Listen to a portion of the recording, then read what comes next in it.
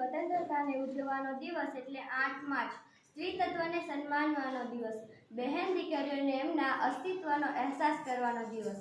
સંયુક્ત રાષ્ટ્રસંઘ દ્વારા દર વર્ષે 8 માર્ચના રોજ આંતરરાષ્ટ્રીય મહિલા દિન તરીકે માનવાનું નક્કી કરવામાં આવ્યું છે. પ્રથમ વખત ઈસવીસન 1909માં સોશિયલ પાર્ટી ઓફ અમેરિકા દ્વારા સમગ્ર અમેરિકામાં 28 ફેબ્રુઆરીના રોજ મહિલા દિવસ ઉજવવામાં આવ્યો હતો. આંતરરાષ્ટ્રીય મહિલા દિન ઉજવવા પાછળનો મુખ્ય હેતુ સ્ત્રીઓને તેમનું મહત્વ સમજાવવા અને તેમનામાં જાગૃતિ લાવવા માટેનું છે. આપણા શાસ્ત્રોમાં પણ લખાયું છે કે જ્યાં સ્ત્રીઓની દેવી સમાન પૂજા કરવામાં આવે છે ત્યાં દેવતાઓ પણ વાસ કરે છે.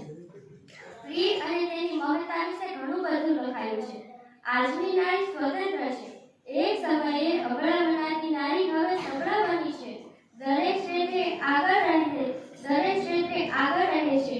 પંડિત જવાહરલાલ નહેરુ કહેતા કે કોઈ પણ દેશની મહિલાઓની પરિસ્થિતિ પરથી આપણે તે દેશની સામાજિક અને માનસિક સ્થિતિનું અનુમાન લગાવી શકીએ છીએ.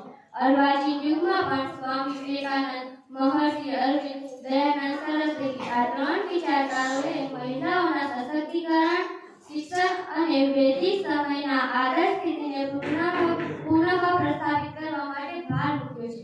બંગાળના વિચારકાર રાજા રામ મોહન રાય, પંડિત ઈશ્વરચંદ્ર વિદ્યાસાગરથી લઈને અનેક વિચારકારોએ નવજાગરણના અર્થે ખાસ પ્રયત્નો કર્યા છે. કોઈ પણ રાષ્ટ્રને વિકસાવવા માટે મહિલાઓનું પણ એટલું જ મહત્વ હોય છે.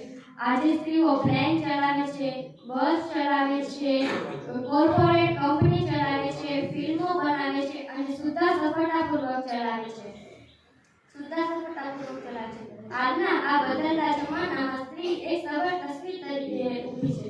પણ હજુ પણ આપણા દેશમાં ઘણી બધી જગ્યાઓએ સ્ત્રીઓને લઈને એ જ માન્યતાઓ અને એ જ રિવાજો છે.